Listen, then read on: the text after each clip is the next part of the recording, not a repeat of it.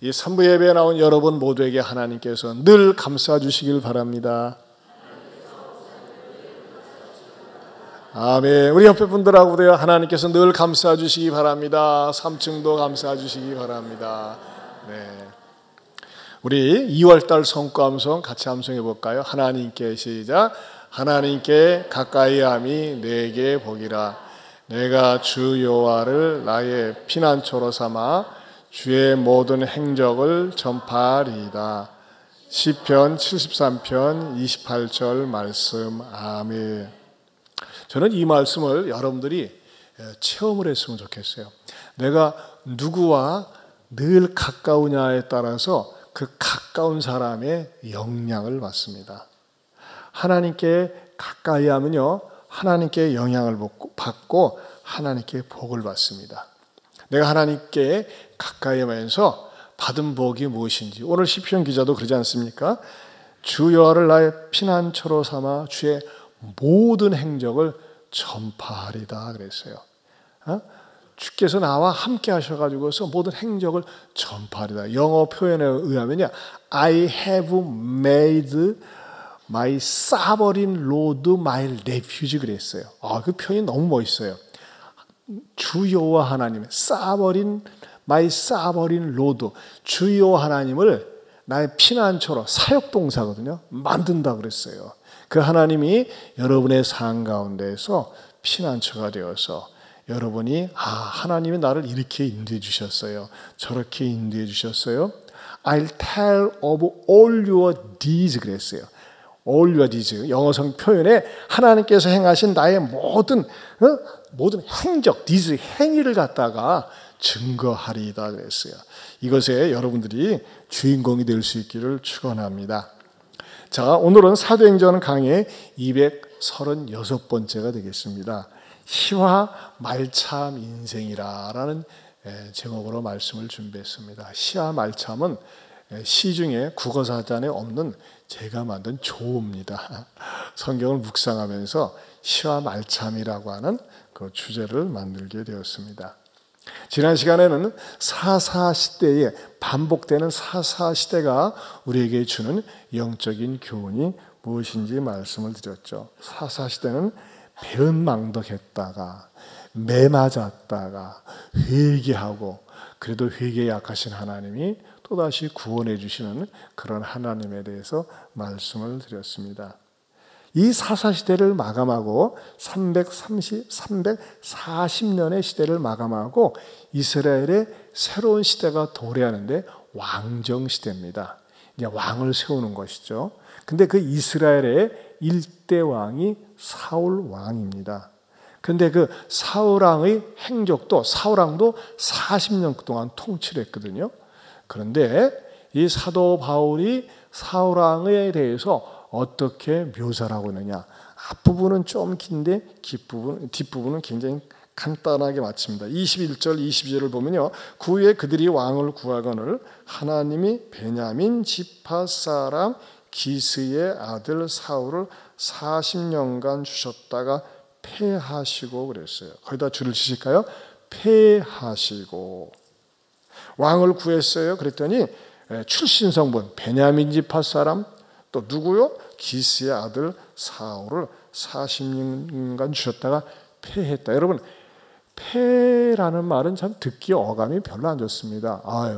서울에 있는 어떤 학교도 말이죠, 학생들이 하도 없으니까 폐교했다 그러지 않습니까? 폐. 그런데요, 이 현대인의 성경에 보면 조금 더 무섭게 표현하고 있어요. 현대인의 성경에는 사울을 제거하시고 그랬어요. 물러난 게 아니에요. 패했고 제거했고 하나님 편에서 그렇게 했다고 하는 것입니다. 그렇다면 왜 이스라엘의 초대왕 1대 왕이 패함을 당하고 제거하게 되었는지, 그 사울왕의 삶을 통해서 우리에게 주는 영적인 교훈이 무엇인지 여러분에게 전하고자 합니다. 세 가지로 나눌 수 있는데, 첫째는요, 사울은요 겸손하게 시작했으나 교만으로 끝났다고 하는 것입니다. 시작이 참 겸손했어요. 이 사울은요, 용모가 일단은 사람이 준수했습니다. 한눈에 딱 봐도 와 잘생겼네. 그렇죠? 우리가 쫙 보면 저 사람 참 잘생겼네, 멋지게 생겼네, 그런 사람이 있어요. 잘생기기만 합니까? 키도 훤칠하게 해가지고요, 남자들 가운데 보면 눈에 탁 띌 정도로 모든 남자들, 아니 모든 사람들에서 어깨 위나 키가 크다고 그랬어요. 굉장히 잘생기고 키 큰 남자, 여성들에게 이런 남자 인기 있지 않습니까? 그런데 말이죠, 이 사울이 왕으로 지명이 되었을 때, 드디어 사울이 왕으로 지명되었노라 했을 때 와 이렇게 나가질 않았어요. 또는요 아싸 이렇게 나가지도 않았어요. 어떻게 했는지 아세요? 그 사무엘상 3상 10장 21절에서 22절을 보겠습니다. 같이 읽어보겠습니다. 베냐민 지파를 그들의 가족별로 가까이 오게 하였더니 마드리의 가족이 뽑혔고 그 중에서 기스의 아들 사울이 뽑혔으나 그를 찾아도 찾지 못한지라. 그러므로 그들이 또 여호와께 묻되 그 사람이 여기 왔나이까? 여호와께서 대답하시되 그가 진보다리들 사이에 숨었느니라 하셨더라. 네. 아니 왕으로 뽑혔으면 팍 뛰어나가지고 할렐루야 한다든지 어떻게 자기의 의사를 전달해야 되는데 어디 간 거야 이 사람? 한번 찾아도 없는 거예요. 그랬더니요, 방금 읽은 성경 쓰면 통성기도했다고. 하나님이 도대체 우리 왕으로 뽑아놨는데 분명히 보였었는데 없습니다. 좀 착해 주셨더니 저쪽 진보다리에 숨었느니라. 그래서 왜 이러세요? 나오세요 해가지고 말이죠, 그를 세웠다고 하는 것입니다.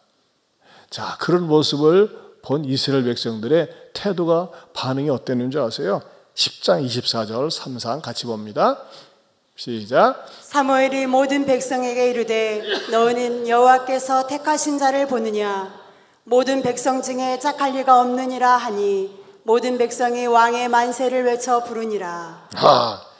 이와 짝할 리가 없느니라, 이와 비교할 수가 없다고 이야기하고 백성들도 만세를 불렀습니다.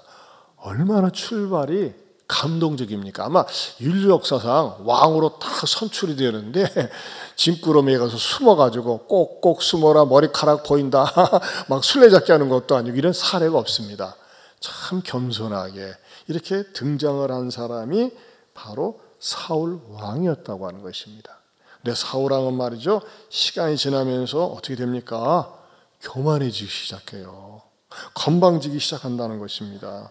심지어는요, 이 사울을 왕으로 세운 사무엘 선지자한테 책망을 받을 일이 생깁니다. 왜? 하나님께 죄를 지었어요. 하나님이 하지 말라고 하는 그 사건에 대해서 불순종하면서 죄를 지었어요. 그러면요, 그가 사무엘 앞에서 내가 이러한 잘못을 저질렀습니다, 불순종했습니다 라고 인정을 하면 깨끗할 텐데, 어느덧 말이죠, 교만이 그의 마음속에 자리를 잡으면서 뭐라고 이렇게 변명을 하네. 너무나 구차하게 변명을 하는데 이것을 보세요. 15장 30절입니다. 3상 같이 봅니다. 사울이 이르되 내가 범죄하였을지라도 이제 청하옵나니 내 백성의 장로들 앞과 이스라엘 앞에서 나를 높이사 나와 함께 돌아가서 내가 당신의 하나님 여호와께 경배하게 하소서 하더라. 여러분, 이 마인드를 이해할 수 있어요? 죄를 졌어요. 범죄했다고 인정을 했어요. 그러면 범죄한 거 죄송합니다, 용서해 주세요, 내가 실수하고 잘못했습니다, 이렇게 나와야 되는데 뭐라고 나오고 있어요? 내가 범죄하였을지라도 백성들 앞에서는 내가 위신과 체면이 있으니까 나를 높여주세요, 이거예요. 이게 말이 됩니까? 이 정도로 사울은 시간이 지나면서 어떤 자세냐?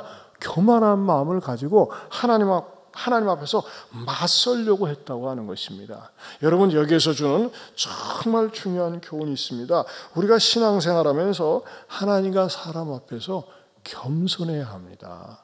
교만하면 말이죠, 교만하면 그 교만이 나를 마침내 무너뜨리게 되어 있다고 하는 사실을 명심해야 됩니다. 우리 인간에게 있어서 하나님이 대적하는 가장 무서운 죄가 뭔지 아세요? 교만입니다. 하나님은 교만한 자를 대적하신다고 그랬어요. 그래서 성 아우구스티누스는요, 이렇게 얘기를 했어요. 교만은 인간이 빠지기에 가장 쉬운 것인 동시에 인간이 극복하기에 가장 어렵다 그랬어요. 이렇게 교만이라고 하는 죄는요, 쉽게 빠질 수가 있고 또 극복하기 어려운 것이라고 하는 것입니다. 그래서 신학자 라인홀드 니버는 말이죠, 교만의 세 종류를 얘기했어요. 여러분들 한번 비춰보세요. 첫 번째 어떤 교만이냐면요, 권력에 대한 교만입니다. 권력, 파워, 힘 있는 거예요. 내 말 한마디면 꼼짝 못하는 사람들이 많아. 내가 명령하면 다 알아들어야 되는 사람들이 많아. 이게 권력 아니겠어요? 이게 왕이라고 하는 세상의 어떤 포지션, 지위로 인한 권력 아니겠습니까? 그러나 여러분, 이것만 권력입니까? 돈을 많이 가지고 있는 것도 권력입니다. 엄청나게 부자예요. 이 부자들은요, 어떤 의식을 갖습니까? 내가 원하는 대로 다 살 수 있고 다 누릴 수 있어요. 그래가지고 말 함부로 하고 쉽게 하고 말이죠. 일반 식당 가서도 서빙하는 사람들한테 말이죠, 막대하고 그러는 경우, 이런 것도 권력에 대한, 권력으로부터 나는 교만이 아니겠습니까? 자기가 가졌다는 것 때문에 위세를 부리고 갑질하는 거예요. 또 두 번째는 어떤 교만이 있을까요? 지적인 교만이 있어요. 내가 박사인데, 내가 일의 전문가인데, 나보다 만큼 아는 사람 있으면 나와보라고 그래. 이 지식에 대한 지적인 교만은요, 특징이 있어요. 남 말 듣지 않습니다. 내가 최고예요. 내가 아는 게 전부예요. 그래서 상대방이 아무리 합리적인 얘기를 해도 틀렸어. 내 말이 옳아. 하면서 말이죠, 나가는 것이 바로 지적인 교만이 아닌가 생각이 됩니다. 세 번째는 도덕적 교만이 있습니다. 이런 사람들은요, 나름대로 착하게 살아요. 열심히 살아요. 그러면서 자기 의가 있어가지고 뭘 내세웁니까? 나 정도만 살라고 그래. 나 정도만 정직하라고 그래. 나 정도로 사는 사람은 법 없어도 살아. 이렇게 자기 의를 내세우는 사람. 이런 사람들이 도덕적인 교만이라고 얘기할 수 있습니다. 유명한 철학자이며 사상가인 파스칼은 이렇게 얘기하는데 진짜 마음에 와 닿더라고요. 우리 한번 같이 읽어볼까요? 시작. 나는 도대체 의인, 위인, 성자 이 단어를 믿지 않는다. 세상에는 죄인밖에 없으니까. 예, 위인, 의인, 위인, 성자 이 세 단어를 믿지 않는다 그랬어요. 여러분, 빵세, 파스칼 유명하지 않습니까? 뭐밖에 안 믿는다고요? 세상에는 죄인밖에 없으니까. 여러분, 신앙이 좋다고 하는 사람, 신앙이 깊은 사람은 하나님 앞에 나오면 나올수록 뭘 깨달을까요? 내가 죄인임을 깨달았습니다. 하나님의 도우심이 아니면, 하나님의 은혜가 아니면 내가 살 수가 없습니다. 그걸 깨달아 아는 것입니다. 여러분, 저는요, 저와 여러분들이 하나님 앞에서요, 정말 무슨 일이 있어도 어떤 일이 있어도 교만의 죄를 범하지 않기를 축원합니다. 교만은 패망의 지름길이라고 그랬어요. 하나님은 반드시 겸손한 자를 높이 들어서 쓰시지만 교만한 자는 대적하십니다. 저는 그래서 말이죠, 이 3도 정신을 가졌으면 좋겠어요. 이것도 제가 만든 말인데요. 3도 정신 한번 읽어볼까요? 시작. 있어도 잘났어도 착해도 교만하지 말자. 네, 권력이 있어도, 물질이 있어도, 건강해도, 나는 힘이 있다 이거예요. 있어도, 또 잘났어도, 잘생겼네, 똑똑하네, 남보다 뛰어나네, 그런 말을 들어도, 또 아무리 착해도 뭐하자? 교만하지 말자. 한번 따라서 하십시다. 있어도, 잘났어도, 착해도, 겸손하겠습니다. 이게 복받은 거예요. 그래요, 여러분. 사울 보세요. 율력서서 어느 왕이 자기가 왕이 됐다고 숨은 사람이 있어요. 나는 그 정도 자격이 안 돼요. 자질이 안 돼요. 그렇게 겸손했었다니까요. 근데 시간이 지나면서 그는 교만해져가지고 그 교만 때문에 하나님 앞에 패하심을 당한다고 하는 것입니다. 사울은 두 번째는요, 뭐 때문에 그의 인생이 패하심을 당할까요? 관용으로 시작했으나 무자비로 끝났습니다. 관용으로 시작했지만 무자비로 끝났습니다. 사울의 그 준수한 키와 그가 또 준수한 외모와 큰 키 때문에 그가 사람들의 마음을 움직였어요. 그리고 왕으로 지명을 받았을 때 마침내 백성들이 와, 우리에게 드디어 왕을 주셨구나 하면서 막 환호성을 지르고 그랬어요. 그러나 어떤 사람들은요, 입술을 쭉 내밀고 기분 나쁘다고 이렇게 표현했습니다. 그 유진 피터슨의 성경에 나와 있거든요. 3상 10장 26절에서 27절 같이 보겠습니다. 사울도 기브야에 있는 집으로 돌아갔다. 하나님께서 마음에 감동을 주셔서 사울과 함께한 진실하고 용감한 사람들도 그를 따라갔다. 그러나 불량배들은 자리를 뜨면서 투덜거렸다. 구원할 자라고 웃기지 마라. 그들은 사울을 업신여겨 축하하려 들지 않았다. 하지만 사울은 그들에게 신경 쓰지 않았다. 여러분, 불량배들이라고 성경은 묘사하고 있어요. 불량배들. 그러면 어떤 마음을 가졌어요? 알았어. 너희들 다 블랙리스트에 올려놓고 너희들은 앞으로 내가 통찰인데 장애거리니까는 삼청 교육대에 보내야 되겠다. 사회 정의 구현 실현을 위해서라도 그렇게 해야지. 이렇게 마음을 먹을 수가 있어요. 그러나 사울은 잊어버렸어요. 그런데 어떤 일이 생기냐면요, 사울이 왕이 된 다음에 암몬 사람들이 쳐들어오니까 그들과 전쟁을 치르면서 대승을 합니다. 그 대승을 했을 때 마치 말이죠, 이 사울을 갖다가 좀 시원하게 해주려는 그런 무리가 생겼는데 어떤 일이 있었느냐? 우리 한번 사무엘상 11장 11절에서 13절을 보겠습니다. 같이 봅니다. 이튿날 사울이 백성을 3대로 나누고 새벽에 적진 한가운데로 들어가서 날이 더울 때까지 암몬 사람들을 치매 남은 자가 다 흩어져서 둘도 함께 한 자가 없었더라. 백성이 사무엘에게 이르되 사울이 어찌 우리를 다스리겠느냐? 한 자가 누구니이까? 그들을 끌어내소서 우리가 죽이겠나이다. 사울이 이르되 이 날에는 사람을 죽이지 못하리니 여호와께서 오늘 이스라엘 중에 구원을 베푸셨음이니라. 여기서는요, 사울이 공식적으로 자기에 대해서 조롱했던 사람들에 대해서 제거할 수 있는, 반대파를 제거할 수 있는 공적인 명분을 줬습니다. 그런데도 불구하고 사울은 아서 간도 괜찮아 하면서 이렇게 통 큰 마음을 가지고 넘어갔었다고 하는 것입니다. 이런 사울이 어느 순간에 잔인한 사람, 무자비한 사람으로 바뀌게 됩니다. 그건 왜 그러느냐? 작은 사건이 발단이 되었어요.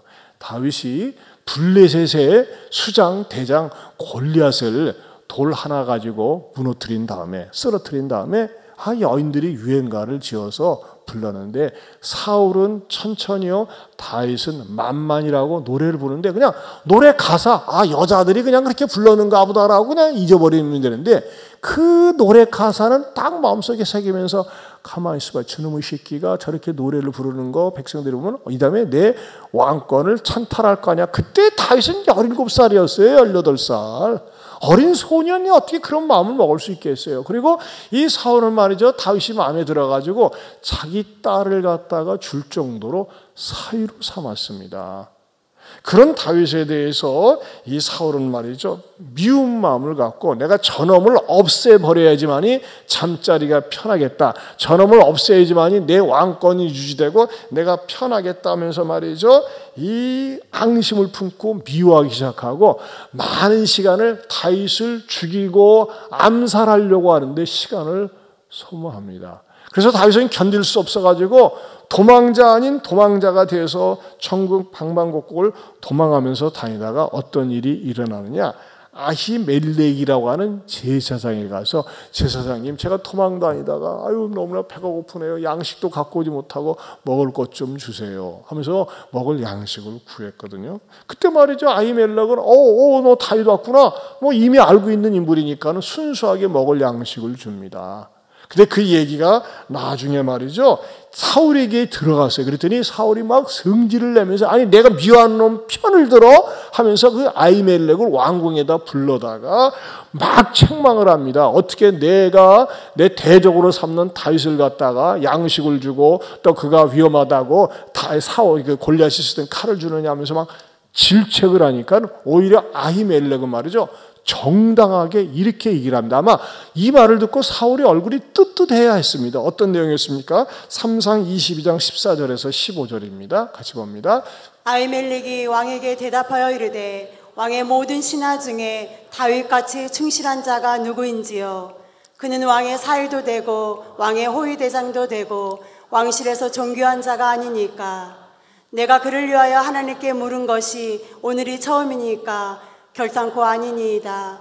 원하건대 왕은 종과 종의 아비의 온 집에 아무것도 돌리지 마옵소서. 왕의 종은 이 모든 크고 작은 일에 관하여 아는 것이 없나이다 하니라.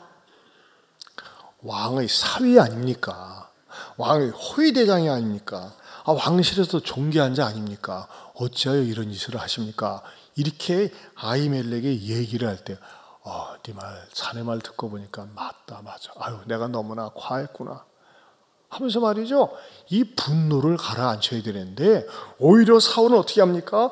더 열을 내면서 아니, 네 놈이 어디다 나에게 충고를 해? 하면서 말이죠. 더 역정을 내면서 이렇게 명령을 내립니다. 22장 16절에서 19절을 보겠습니다. 같이 봅니다. 왕이 이르되 아히멜렉아 내가 반드시 죽을 것이요 너와 내 아비의 온 집도 그러하리라 하고 왕이 자위의 호위병에게 이르되 돌아가서 여호와의 제사장들을 죽이라. 그들도 다윗과 합력하였고 또 그들이 다윗이 도망한 것을 알고도 내게 알리지 아니하였음이니라. 나 왕의 신하들이 손을 들어 여호와의 제사장들 죽이기를 싫어한지라.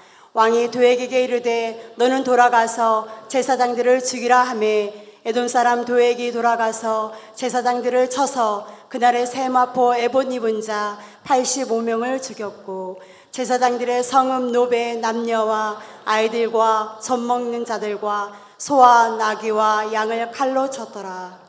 여러분, 제사장 사울 왕이 죽이라고 명령했을 때, 신하들이 명령했을 때 어떻게 하나님의 제사장들을 죽입니까? 하면서 다 꺼냈을 때 이 사울의 간신과 같은 그 도액이라는 자가 가서 85명을 죽였어요. 어떻게 이런 무지합의한 일을 저지를 수가 있었을까요? 그것은요, 사울의 마음속에 미움이 가득 차 있었어요. 그 미움이 시간 지나면서 뭐로 자랐을까요? 증오심으로 자랐어요. 증오심. 증오는 혐오심으로 자랐고 그것이 마침내 폭발을 하니까 말이죠. 그렇게 관용했었던 사람이 제사장 일가를 몰살시켰다고 하는 것입니다.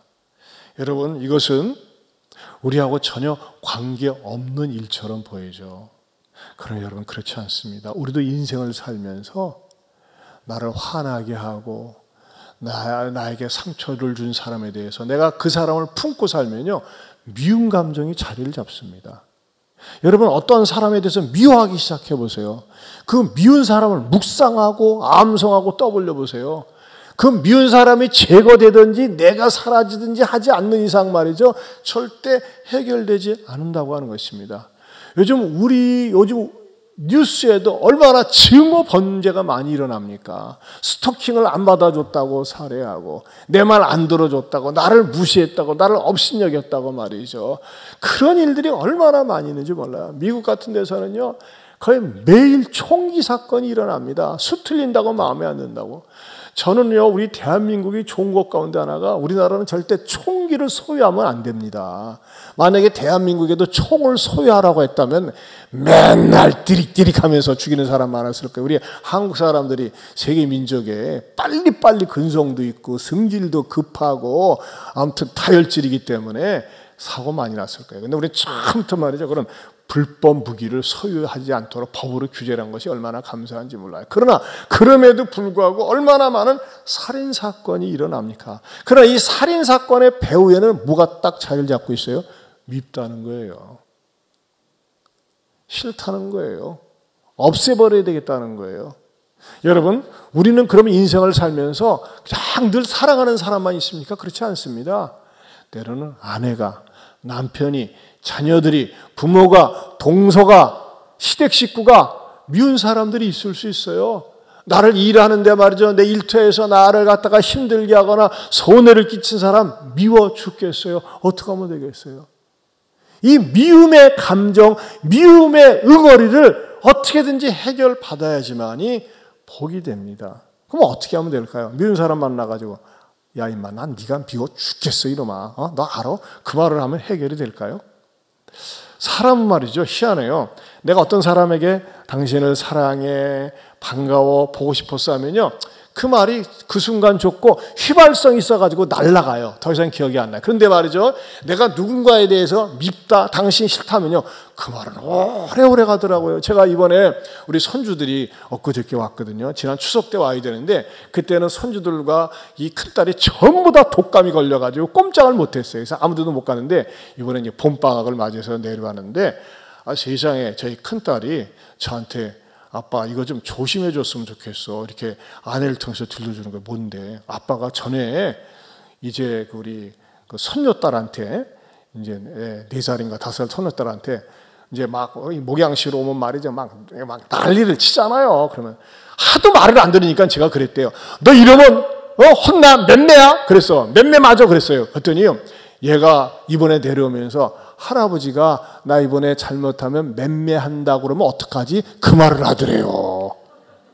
저는 맴매를 때린 적이 없고 벌써 제가 볼 적에 생각할 때 1년 전에 너 맴매할 수 있어 그랬는데 이 말이 이 어린 요것에 딱 박혀가지고 지가 잘못한 것은 생각나지 않고 할아버지가 맴매를 때릴 수 있다는 그 말만 기억해가지고 이것을 지 애미가 기억해서 들어가지고 나한테 아빠 그런 말 하지 않았으면 좋겠어 하면서 미리 얘기하는 것을 보고 요 어린 것도 역시 죄인이구나, 죄성을 벗어날 수가 없구나 하는 것을 발견했어요. 그러고 말이죠. 우리 인간이라는 존재가 이 부정적인 말은 잘 잊어버리지 않더라고요. 기억을 하고 있는 거예요. 그렇죠? 자, 그러면요. 다시 미움으로 돌아가서 미운 사람은 어떡할까요? 미운 짓거리 해가지고 나한테 상처를 줬는데 이거 해결해야 됩니다. 어떻게 하면 될까요? 그걸 하나님 앞에 가지고 나가세요. 하나님 앞에. 여러분, 사람에게 내가 밉다고 싫다고 얘기하면요, 그것이 리액션으로 반동으로 말이죠, 더 크게 와 닿습니다.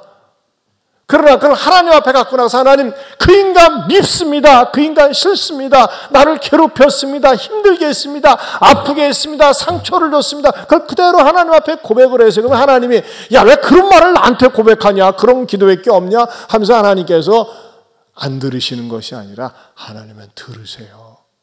그러면서 그 십자가 사랑으로 나를 녹여주세요. 지난주에도 그런 일이 있었어요. 어떤 분이 말이죠, 전도단 나와서 저한테 개인적으로 이렇게 간증을 하시더라고요. 목사님, 누가 굉장히 미운 적이 있었습니다. 얼마나 미웠는지 모릅니다. 너무너무 미웠는지 모릅니다.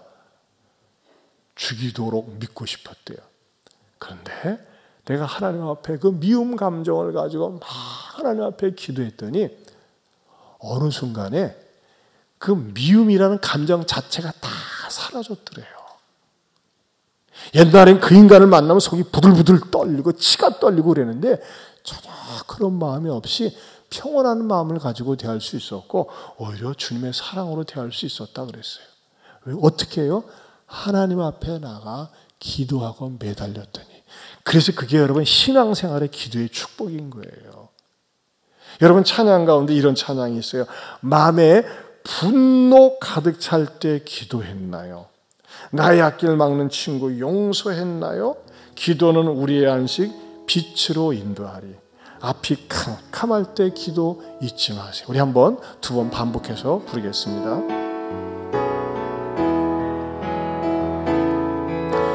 마음에 분노 가득할 때 기도했나요?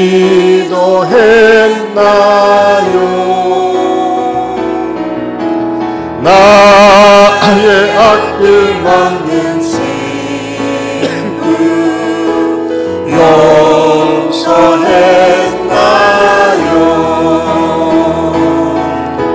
기도는 우리의 안식 빛으로 인도하리.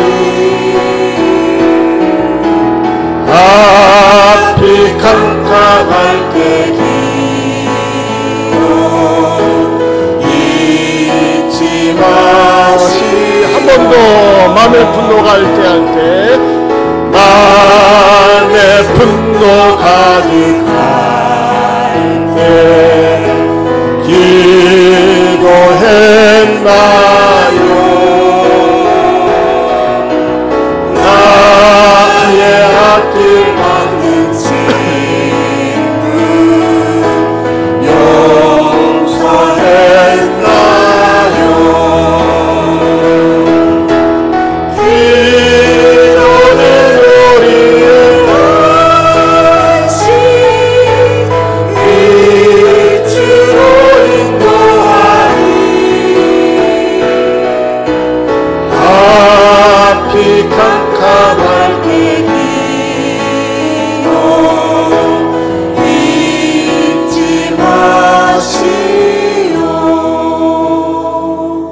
여러분, 미운 마음은 담아놓지 마세요. 그게요, 시간이 지나면요, 병이 돼요. 화병이 돼요. 한국 사람한테 얼마나 화병이 많습니까? 그래서 세계 말이죠, 어느 사전에도 화병이라고 하는 한국말이 등장하지 않았습니까? 그럼 어떻게 된다고요? 기도하세요. 어느 때마다, 떠오를 때마다, 생각날 때마다 계속 기도하세요. 그런 거 반복해도 돼요. 하나님, 제가요, 화가 나요. 분노가 나요. 미워요. 싫어요. 어떻게 하면 좋을까요? 하나님 도와주세요.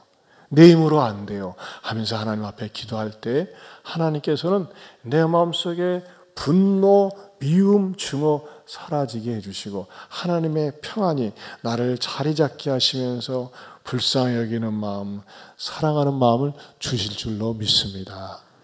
미움을 내가 품으면요, 내가 불행해요.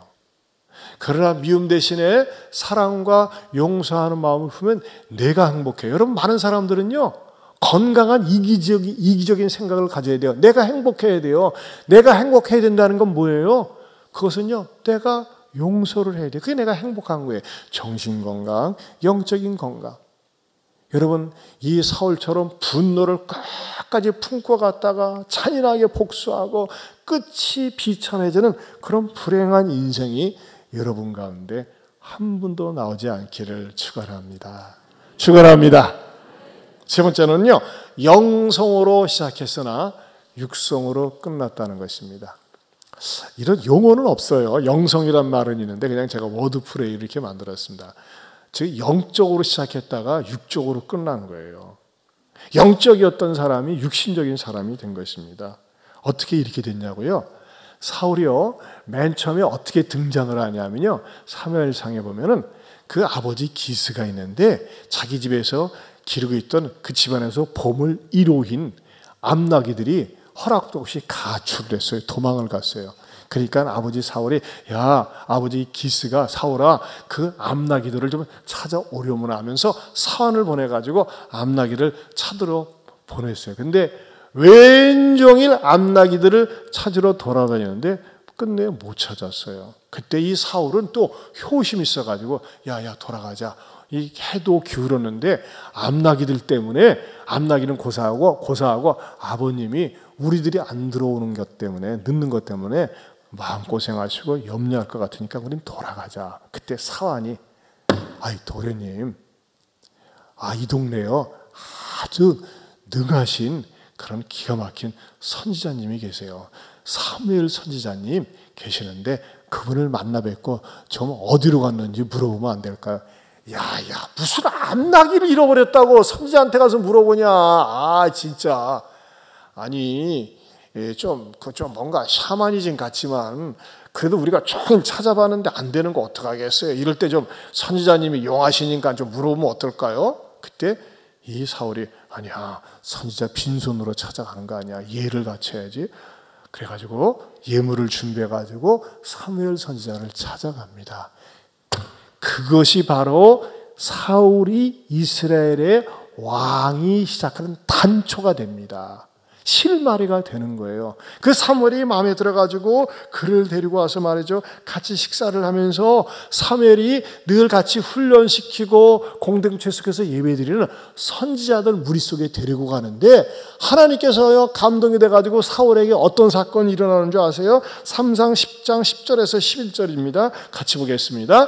그들이 산에 이를 때 선지자의 무리가 그를 영접하고 하나님의 영이 사울에게 크게 임함으로 그가 그들 중에서 예언을 하니 전에 사울을 알던 모든 사람들이 사울이 선지자들과 함께 예언함을 보고 서로 이르되 기스의 아들에게 무슨 일이 일어났느냐, 사울도 선지자들 중에 있느냐 하고. 네, 세상에 사울이 선지자들 속에서 하나님의 영을 받아서 뭔가 예언을 하는 거예요. 그래가지고 어떤 별명이 붙었냐면요, 사울도 선지자들 중에 있느냐. 무슨 말이야? 사울도 선지자냐?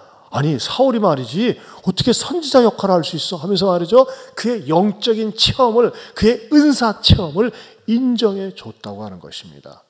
얼마나 기가 막힌 체험이겠어요. 사실 말이죠, 이스라엘의 역대 왕들 가운데 어떤 공동체 속에 들어가서 그런 신령한 영적인 체험을 했던 사람은 거의 없습니다.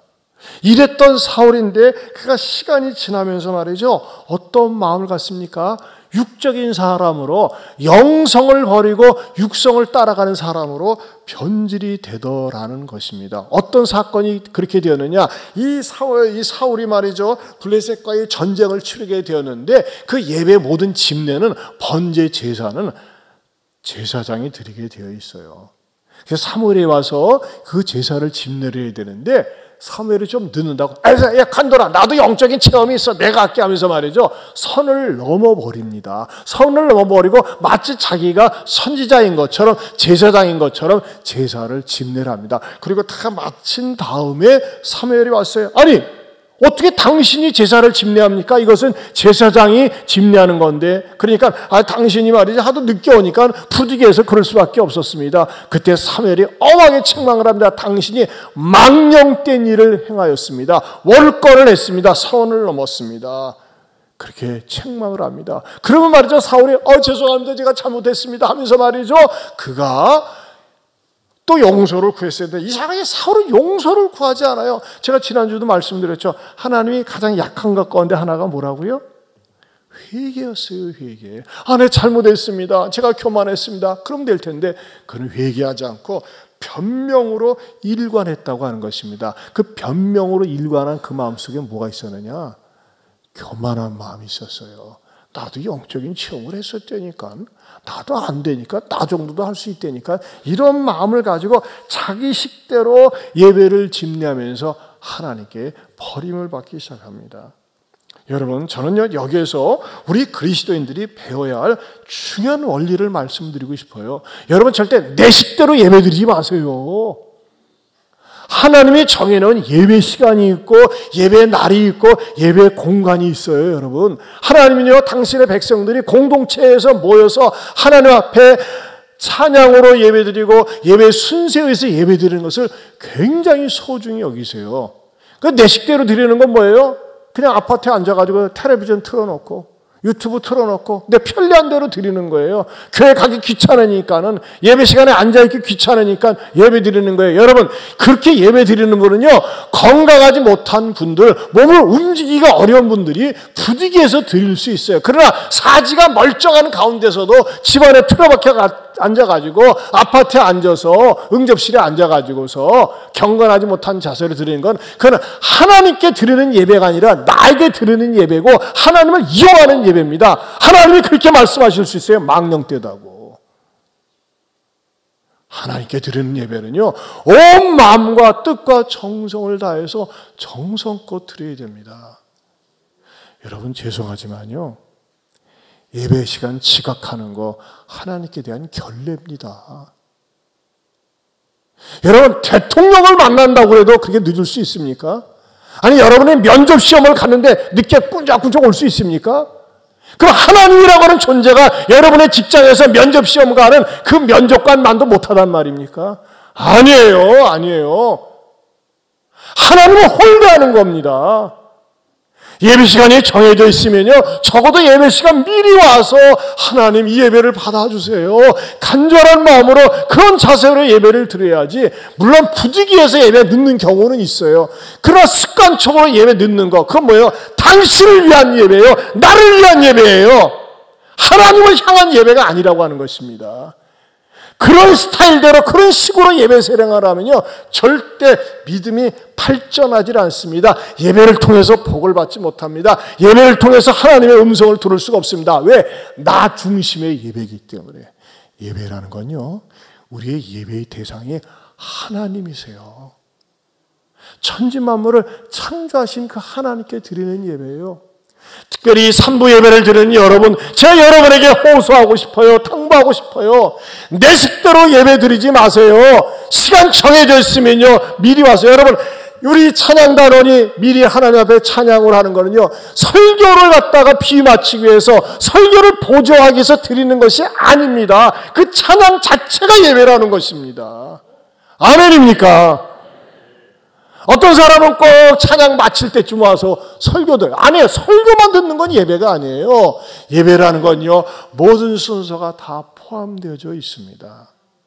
그리고 우리가 1, 2부 예배는 전통적인 순서에 의해서 예배를 드리고 3부는요, 이왕이면 우리가 마음을 열고 하나님 높임을 받으세요. 찬양을 받으세요. 그 열린 마음으로 하나님을 높이기 위해서 찬양을 20분 동안 부르고 말씀을 듣는 거예요. 그럼 그 자리에 꾸역꾸역 늦게 와가지고서 드리는 거, 하나님이 그런 찬양 받으시겠어요? 하나님께서 뭘 좋아하신다고 그랬어요? 지난주에 회개하는 마음을 좋아하신다고 그랬어요. 여러분, 회개하는 마음으로 다음 주부터는 절대 지각하지 마시고 미리 오시거나 일찍 와서 하나님을 마음껏 높이고 찬양할 수 있기를 축원합니다. 그럴 때 어떤 일이 일어날까요? 예배 속에 하나님의 임재가 있고 치유가 있고 오늘 나에게 주시는 말씀을 통한 응답을 받을 수가 있습니다. 그러나 구경꾼의 예배, 관망하는 예배, 하나님의 은혜가 임하지 않습니다. 여러분들이 적극적인 예배 참여자로서 하나님을 사모하고 갈망하면서 예배드림으로 말미암아 하나님이 여러분의 예배를 받으시는 복된 예배자들 될 수 있기를 축원합니다. 사울은요, 교만한 마음과 미운 마음과 영적으로라도 체맺지 하면서 의시되는 마음을 가지고 그렇게 살다 보니까요, 막상 그가 위기에 몰렸을 때 하나님 좀 도와주세요, 하나님 도와주세요. 하나님이 귀를 막아버렸어요. 응답을 안 해버렸어요. 네가 평소에 나를 무시했잖아. 하나님, 이 사울이 궁지에 빠졌는데도 불구하고 하나님이 말씀을 안 하세요. 그러니까 어떻게 됩니까? 사울이 막가파가 됩니다. 막가파. 아니, 겸손하고 관용스럽고 하나님 앞에 은혜를 체험했던 사람이 무당을 찾아가요. 여러분, 목사가 무당을 찾아간다. 장로가, 권사가, 집사가, 아니 성도가 무당을 찾아간다. 말이 됩니까? 그리고 마침내 그의 인생은 비참하게 끝이 나는데 블레셋과의 전쟁에서 세 아들이 한날에 전사를 하고 자기도 말이죠, 칼에 찔렸는데 빨리 죽지 않으니까 말이죠, 부하한테 말이죠, 나름 찔러서 죽게 하라. 내가 고통스럽다 하면서 어떻게 내가 임금님을 죽입니까? 지가 칼에다가 자살을 합니다. 그 디네께서 말이죠, 적군이 와가지고 시체를 수술하는데 보니까 이 사울이 죽어 널브러져 있어. 이거 이스라엘 왕 아니야? 그러니까 칼 갖다 몰로 딱 대가지고 모가지는 가져가고, 자, 우리가 이겼다면서 말이죠, 이 사울의 시체를 갖다가 어떻게 하면 벳산 성벽에다가 못을 박아버립니다. 못을 박아버려. 저게 사울이야, 저게 사울. 불순종했던 사울이야. 하나님을 없이 여겼던 사울의 손가락질 받으면서 인생이 비참해지는 거예요. 저는 하나님이 사울을 패하시고라는 말씀을 묵상하면서, 야, 주님, 이 정도 그렇고 우리 성도들도 그렇고 무슨 일이 있어도 어떤 일이 있어도 시와 말참의 인생, 시작은 화려했지만 시작은 좋았지만 끝이 비참하게 되는 인생 되지 말게 하여 주시옵소서. 이런 마음으로 말씀을 준비했습니다. 여러분, 사울과 같은 사람이 어떤 사람이 되기 쉬울까요? 저 같은 인간입니다. 예수 오래 믿어가지고 교회 모든 내용 잘하는 사람들, 여러분 가운데서도 모태신앙, 교회 다닌 지 수십 년 된 사람, 익숙한 사람들, 이런 사람들이 하나님을 경외하는 경외심이 없이 우습게 생각하는 경향이 있을 수 있다는 거예요. 이런 사람들은 어떻게 인생을 맞출 수 있습니까? 갈라디아서에서 신학적으로 이렇게 경고하고 있습니다. 갈라디아서 3장 3절입니다. 같이 보겠습니다. 너희가 이같이 어리석으냐? 성령으로 시작하였다가 이제는 육체로 마치겠느냐? 얼마나 이런 사람들 많이 있는지 몰라요. 은사도 체험하고 능력도 받았고 옛날에 여전도 회장, 남정도 회장, 성가대도 하고 교사도 하고 충성도 하고 우리 아버지가 옛날 교회도 세웠고 옛날 얘기하면 화려한 사람들 많습니다. 많아요. 그래, 지금 뭐예요? 깐족되고 뺀질뺀질되고 이기적이고 주일날 툭 하면 놀러가고 프로폴 사진에 어디 놀러가서 구경하고 맛집에 가서 사진 찍은 거, 그것이 잘못됐다는 거 아니에요? 그냥 맨날 자식들 자랑하고 그러는 것만 있지 경건의 모습, 경건의 내용은 전혀 없어요. 여러분, 죄송합니다. 제가 여러분을 협박하려고 하는 게 아니에요.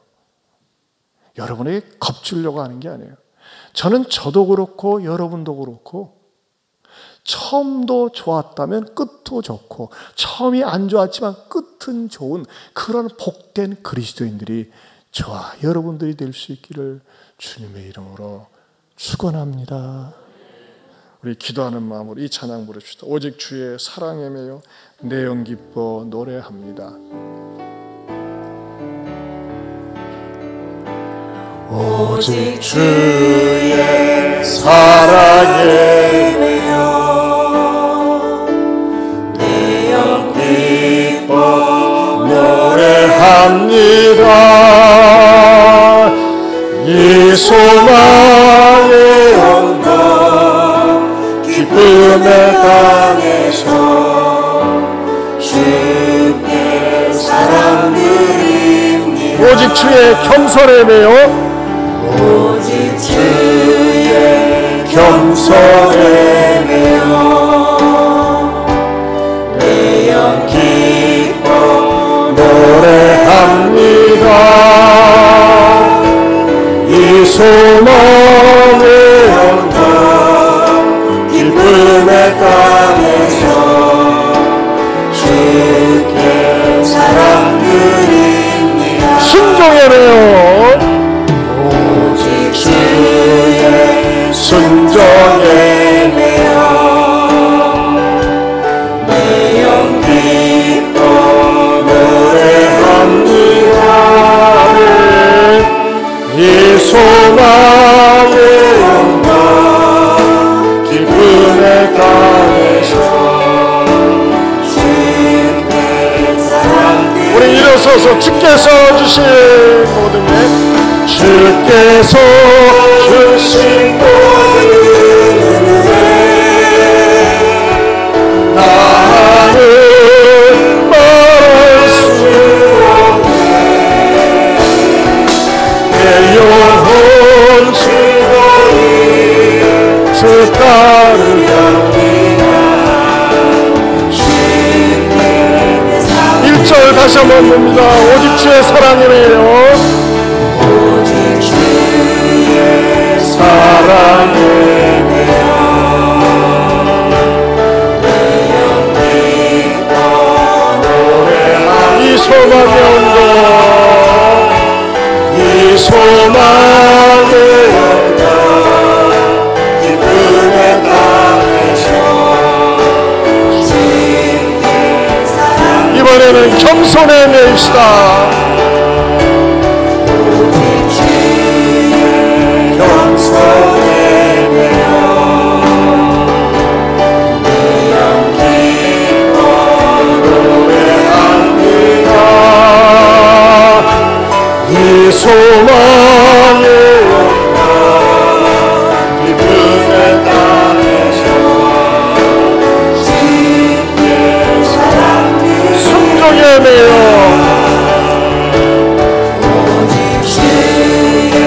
순종에 매여 내 영 기뻐 노래합니다. 이 소망의 영광 기쁨의 땅에서 주께 사랑 드립니다. 주께서 주신 모든 것 주께서 주신 모든 은혜 나는 말할 수 없네. 내 영혼 즐거이 그 따르렵니다.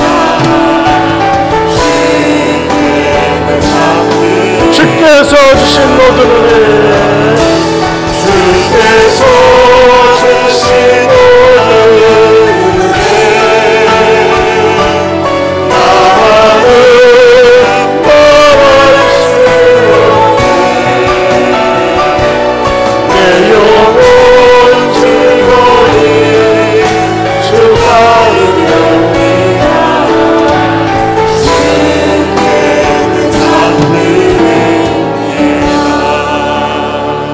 주께는 여러분 말씀을 듣고 깨달으셔야 돼요. 찔림을 받으셔야 돼요. 그래야지만이 축복이 됩니다. 여러분 어떻습니까? 나는 교만하지 않습니까? 교만하면요 하나님 예배 무시하지 않습니다. 교만하면요 교만하면 하나님의 예배를 무시하고 겸손하면 무시하지 않습니다. 여러분, 겸손하면요 하나님께 예배 시간 철저히 지키려고 합니다. 여러분 어떻습니까? 미운 마음이 가득 차 있지는 않습니까? 미운 사람을 위해서 기도하세요. 미움 가지고 살아서는 불행합니다. 영성이 유지되어야 됩니다. 하나님, 내가 하나님 앞에서 하나님을 늘 높이고 사랑하고 내가 받은 축복이 많고 받은 은혜가 많이 있는데 하나님을 사랑하고 견하게 하는 거 소홀히 여겼습니다. 용서하여 주시옵소서. 예배 지각하지 않겠습니다. 열심을 다해서 주님을 사랑하고 섬기며 살겠습니다. 우리 다짐하는 기도, 우리 다 같이 주여 한번 부르고 기도합니다. 주여.